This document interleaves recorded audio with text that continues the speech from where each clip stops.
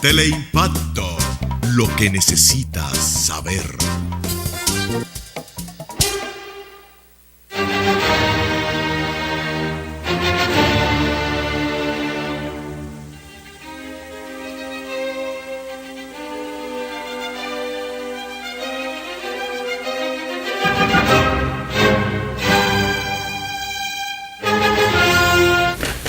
Saludos dominicanos en todo el territorio de la República.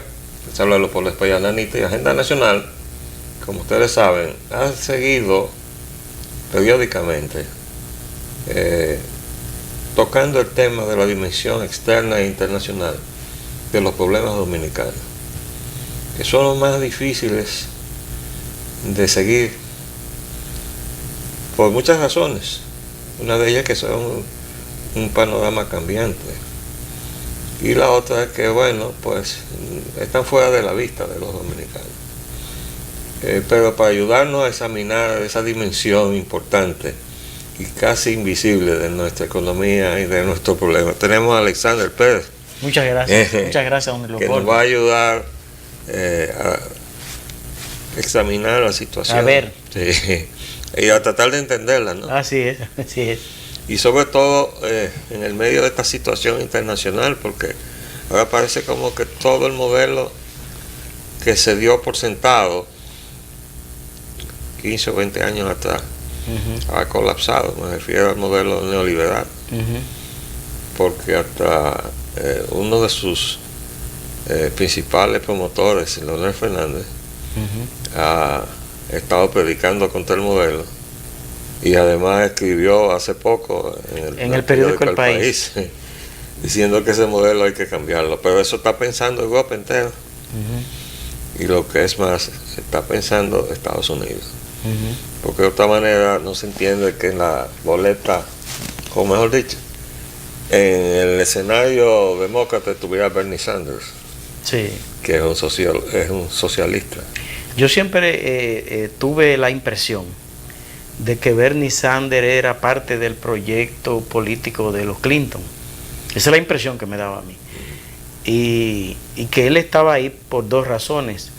Una, para garantizar que Hillary termine siendo la candidata del Partido Demócrata.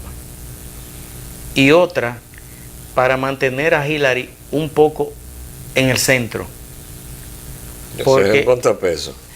Exactamente, porque algunos entendían que veían a Hillary muy cerca de Wall Street y que veían a Hillary muy cerca del establishment. Pero que esa es la realidad. Y no es que está cerca, ella es parte del establishment. Y entonces, parte del papel de Bernie Sanders en ese proceso fue girar un poco a Hillary al centro. Pero yo lo entiendo de otra manera. Yo creo que la sociedad norteamericana está atravesando una profunda crisis. Eso también social es verdad. Y económica. Así es. Y desde luego una arrastra a la otra. O sea, la crisis económica arrastra a la crisis social. Y a eso hay que sumarle entonces otros elementos del contexto geopolítico mundial. Pero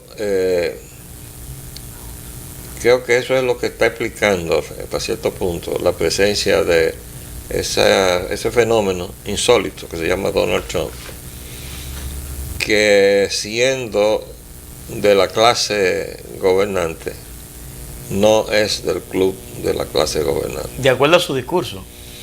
No, y de acuerdo a la actitud del establishment. O sea, el establishment le abrió fuego desde el principio. Sí.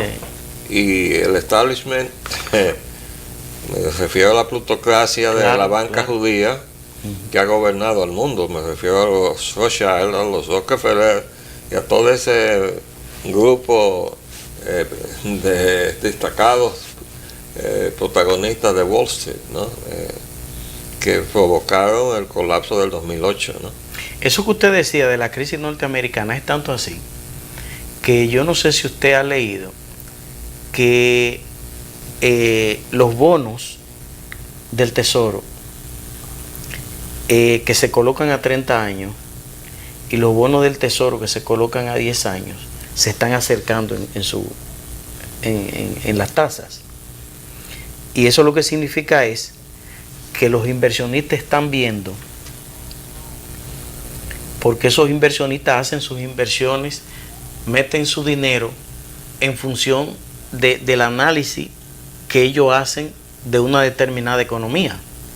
En este caso, los bonos que se están colocando a 30 años se están acercando a los que están colocando a 10 años, porque parece ser que los inversionistas de Wall Street están viendo algunos nubarrones en el mediano y largo plazo en la economía norteamericana, aunque hay que reconocer que el presidente Barack Obama ha tenido éxito en algunas de las políticas económicas que ha implementado. ¿Cómo cuál? Bueno, la economía norteamericana, si usted ha visto, la economía norteamericana lleva ahora mismo un ritmo de crecimiento de un 3 promediando. Y recuerdo incluso que un economista decía, un economista de una de esas agencias calificadoras, decía que la economía norteamericana no puede crecer más de ahí, que hay que mantenerla controlada, porque si crece más de un 4%, puede generar entonces inflación hasta en el planeta, porque es que es una economía muy... Y esos cálculos tan optimistas de la economía de Estados Unidos no se parecen a los del Banco Central Dominicano, que resulta que los números, bueno, creo que es la expresión de uno de los dirigentes, creo que del BID o de uno de esos organismos internacionales, que dijo que era la estrella de Latinoamérica, la economía dominicana. El milagro del Caribe. Así fue que le llamó Cavallo, aquel famoso economista argentino. No, y también la estrella luminosa de la economía latinoamericana de Santo Domingo. ¿Y por qué el pueblo dominicano no la ve? ¿Usted conoce el detalle que dio la Oxfam sobre la economía dominicana? No. Eso salió una sola vez y no ha vuelto a batirse con eso. La Oxfam dice, y debe saber lo que está diciendo, que hay 265 millonarios dominicanos cuya fortuna equivale al 49% del Producto Interno Bruto. No me diga. ¿Usted lo tiene ese trabajo? Sí, yo ando con una copia. No es un trabajo, yo lo que tengo es reportaje. No he conseguido el informe de Oxfam, que debe ser interesante conseguirlo, porque debe tener mucho más información que la que salió en la prensa. Mire, la economista Guadalupe Valdés, que es maestra de la UAS y es diputada. Esa es la esposa de Onofre. Exactamente, sí. Ella es diputada y es maestra en la UAS. Ella me decía que de acuerdo a los cálculos, la República Dominicana tiene excepciones fiscales por más de 200 mil millones de pesos. Y ella me decía que uno de los factores que permiten que una economía con un crecimiento sostenido de 7 y 6%, por más, bueno, desde que el presidente Fernández asumió el poder en el 2004, en el 2005 se superó la crisis financiera, a partir del 2006. O sea, una economía que ha mantenido un crecimiento sostenido, un crecimiento entre el 6 y el 7%. Sin embargo, eso no se refleja en la población pobre. Ella decía, se debe fundamentalmente a que se están dando exenciones fiscales por más de 200 mil millones de pesos. Ese es uno de los factores, pero el otro factor, a mi juicio, es un titular que salió también poco usual, ¿no? En la prensa dominicana, que se dice que es libre. Hace como casi una semana, o un poco menos de una semana, República Dominicana se está convirtiendo en el paraíso del lavado de activos. Eso yo lo creo. No, pero salió un reportaje, que es lo extraño, porque esa es la verdad. Esta prosperidad urbanística que nosotros vemos, la gente lo ve con cierto grado de incomplacencia, diciendo estamos en y una esta explosión metrópoli, inmobiliaria. estamos en una metrópoli, Sí, así es. hace vivir como si estuvieran en otro país, y es otro país en realidad. Esos edificios en un 80% están vacíos, porque no han venido a llenar ninguna necesidad de la población dominicana. No le están ofreciendo habitación a la clase media dominicana o clase media alta dominicana, que son los que pueden tener suficiente poder adquisitivo para adquirir uno de esos apartamentos. Pero eso no es el propósito de esa inversión. Esa inversión está ahí para convertir una moneda que se puede convertir en nada en medio de una economía mundial que se desploma, donde todos los signos monetarios están desplomando internacionalmente, por lo que uno lee. Entonces, por eso le llaman bienes raíces, por la estabilidad que le ofrecen a la inversión, que usted ahorra ahí y la deposita en un edificio. Aunque no se lo alquile, aunque usted no lo vea de inmediato. Pero esos cuartos están ahí. Eso está ahí y no se va a devaluar. Exactamente. Al contrario, entonces, tiende a valorarse. Yo recuerdo una reunión que tuvimos en la Comisión Nacional de Energía hace unos años atrás. El ingeniero Moreno asistió igual que yo, invitado por la Comisión de Energía. Y recuerdo que estábamos en un edificio alto ahí en Narco, desde donde se veía todo el panorama de la ciudad. Y yo les dije, mire, ustedes saben por qué no tenemos ya una crisis que haga ingobernable esta ciudad, e intransitable, porque todos esos edificios que ustedes ven ahí están vacíos. Si eso estuviera lleno de gente, demandando electricidad y agua, y con 2 vehículos por apartamento, en esta ciudad no se pudiera caminar. Y ya yo vi un reportaje que decía alguien que esta ciudad se iba a hacer invivible en un plazo muy corto. De hecho, Roberto Salcedo ahora en la campaña decía de manera reiterada que uno de los principales problemas que tiene la ciudad de Santo Domingo hoy es que en cualquier sector residencial hay una casa, viven 2 personas con 3 niños y hasta una abuela en fin, una casa viven 6 personas. De repente esa casa la desbaratan, le hacen un hoyo, construyen un edificio de 10 niveles y él dice, en ese hoyo ahí, ya ahí no van a ver, ahí van a haber más de 20 vehículos. Y él decía, pero donde se botaba un solo cesto de basura, ahora van a haber 10, pero ya no va a haber ya no va a haber 2 o 3 sanitarios, probablemente sean 60 sanitarios. Sí.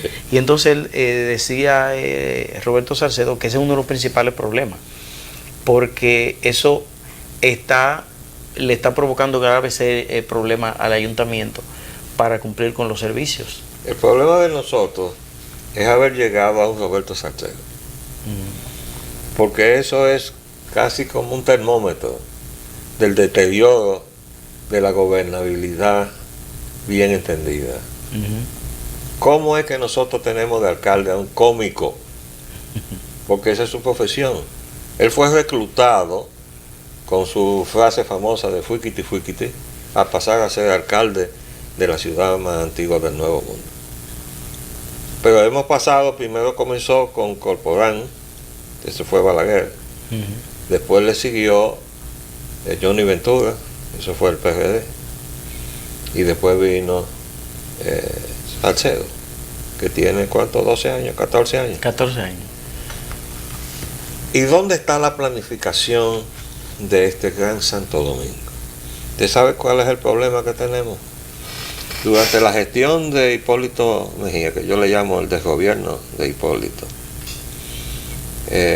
un cerebro que todavía anda por ahí inventando cosas, que se llama Tirso Mejía, todólogo, graduado en la Universidad de la Todología, se inventó dividir la ciudad. De urbanismo no sabe ni hostia, y de nada que sea planificación física, porque él es psicólogo, sociólogo, algo por el estilo. Ha dividido la ciudad en compartimientos estancos, separados unos de otros, hasta en lo político, lo cual conlleva la situación actual, que una jurisdicción del Santo Domingo, puede ser el oeste, el norte, esté en manos de un partido político y el que le queda al lado está en manos de otro partido político. Sí. Y no hay manera de que la acción municipal de los dos gobiernos puedan entenderse. Mire, y ponerse de acuerdo en hacer cosas comunes para el todo. Bueno, pues eso está así, y yo entiendo que eso es inconstitucional, pero yo no he visto que nadie lo haya cuestionado en ese terreno. sí, porque eso fue promovido por la misma... No, yo me refiero en el ámbito jurídico, yo no soy abogado, sí, pero, eso le digo que eso fue urbanista sí soy. Mire, que yo quería comentarle, en México ayer mataron un alcalde de una ciudad. Desde el 2003 para acá, en México han matado 76 alcaldes. Del 2013 para acá han matado 47. Y en los últimos 15 días, con el de ayer, suman 3 los que han asesinado. Esa violencia, usted que hablaba hace un momento del lavado, esa violencia está íntimamente vinculada a ese tráfico de droga y al...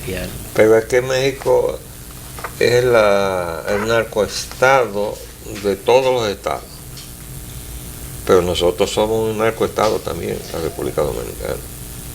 El problema dominicano, con toda esta falta de seguridad pública, que es el grito, es porque tenemos una economía que, comenzando por el Banco Central, cuando hace sus cálculos del Producto Interno Bruto, que yo lo sigo, cuando llego a la inversión inmobiliaria, ahí está registrado la inversión sí.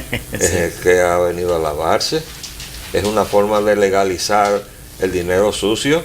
Mire, a mí me dijo un general, ahora que usted dice eso, me dijo un general que él tuvo con otros militares en la embajada estadounidense, y me dice él que un oficial importante de norteamericano hablaba con ellos y le decía: mire, ustedes en esa frontera, ustedes tienen que preocuparse por armas y dinero, después olvídense de eso, y droga. El papel de ustedes ahí tiene que ser armas, dinero, droga, y la trata. Esa fue otra. Ajá, o sea, no debemos preocuparnos de los haitianos.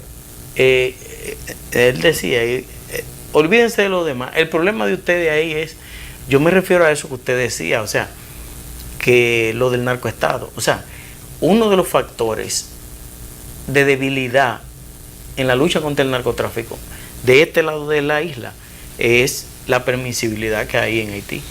Bueno, no, lo que pasa es que Haití llegó a narcoestado mucho antes que nosotros, pero nosotros lo hemos seguido. De hecho, cuando yo veo los reportes del DEA para el año pasado, decía que en los 5 primeros meses del año pasado, en la ruta Haití-República Dominicana a Estados Unidos se había incrementado de cocaína, se había incrementado un 100%. Pero la ruta es Haití, República Dominicana, Estados Unidos. ¿Y cómo es que eso se...? Y eso fue lo que llevó a México. Por eso yo le empecé hablando de México. Porque México es hoy lo que es. Empezando... Por eso. Claro. Pero eso comenzó con Salinas de Gortari. Porque el jefe de la droga, cuando Carlos Salinas de Gortari era presidente, era su hermano. Su hermano. ¿Verdad? Y el presidente de México salió de ahí a dictar cátedra en Harvard, en Estados Unidos.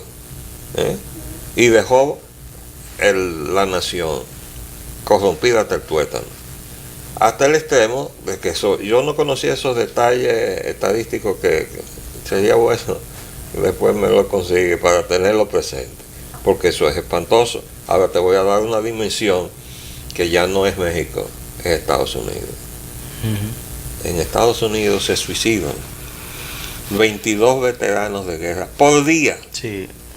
Óigame bien, por día, 22 veteranos de guerra. ¿Usted sabe por qué? Porque no se adaptan.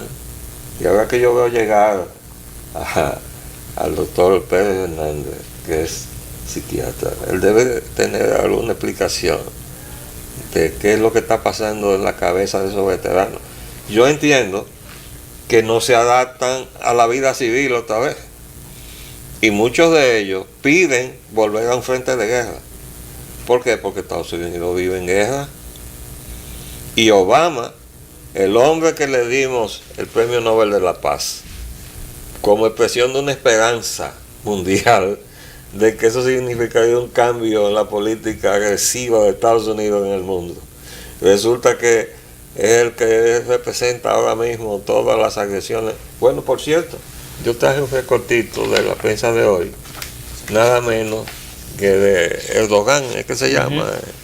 Yo digo que ese es un hombre que parece como si fuera una medicina, ¿no? Tómese una pastilla de Erdogan, porque pero dice Erdogan que el golpe de Estado salió de Estados Unidos.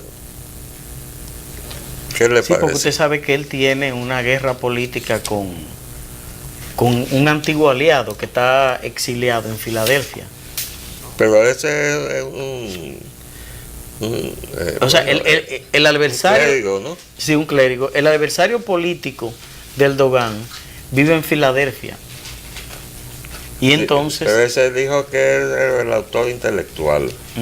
Pero yo vi al actor físico, que es un ex jefe de Estado Mayor de las Fuerzas Armadas de Turquía.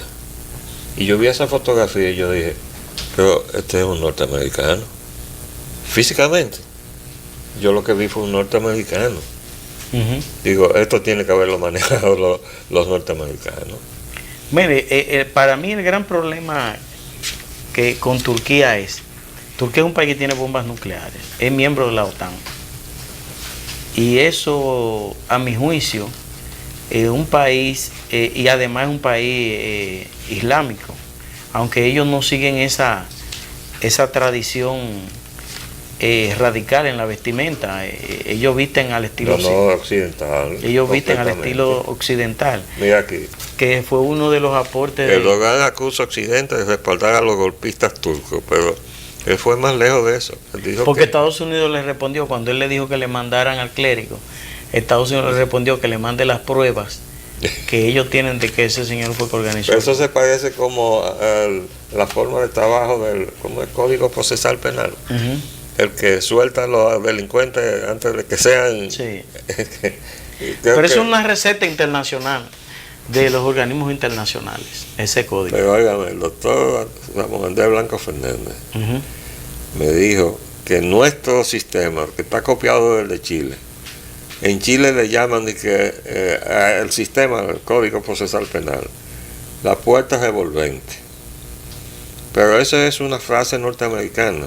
Revolving door es la puerta que se usa en los ambientes cerrados con aire acondicionado para que no escape el aire acondicionado, pero usted se pone ahí y si usted se descuida, el que entra lo saca otra vez, ¿no? Porque está dando vueltas constantemente. Pues, la experiencia que tenemos es que todos los expedientes que fallan mal en las cortes dominicanas es porque el Código Procesal Penal lo permite. Y yo les voy a decir lo siguiente, no quiero alarmar a nadie, pero una persona amiga me dijo, usted tiene que hacer un inventario de los equipos que usted tiene aquí en su casa, de música y de sonido y todo eso, con su serie y todo eso.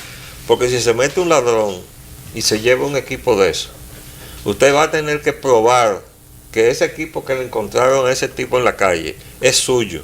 Oh, sí. O sea, yo tengo que probar que es mío. Es así. Porque no puedo probar que él me robó. Por el simple hecho de que yo diga, ese es mi equipo. No, yo tengo que probar que es mío. Mire cómo se ha invertido. Creo que los abogados llaman la inversión del fardo de la prueba. Óigame, ¿quién diseñó eso? Si no fue para favorecer a los delincuentes. Y sume eso a una nación, que es el caso de los Estados Unidos, en donde todos los días se dan nuevas informaciones sobre el incremento del uso de la droga. Pero bueno, ya seguiremos, ya nos están haciendo señas. Parece que llegamos al final de nuestros 25 minutos. Le agradezco que me haya venido a dar la mano, pero un gran placer siempre, nos don vemos Leopoldo. la otra semana, ¿verdad? Muy bien, cómo no. Y intercambiamos datos, porque sí. yo también recorto cosas como usted ve. Muchas gracias, don Leopoldo. Bien, todavía nos quedan muchas cosas que examinar para darle una verdadera dimensión a los dominicanos, de ese componente tan importante externo y fuera de nuestro control, que se llama el componente geopolítico. Y yo traje esto que se llama el informe Atalí, y de esto vamos a hablar, porque muchas cosas que se están haciendo salieron. Ese es un informe famoso en esta sociedad. Les habló Leopoldo Espaillat Lanista. Hasta luego.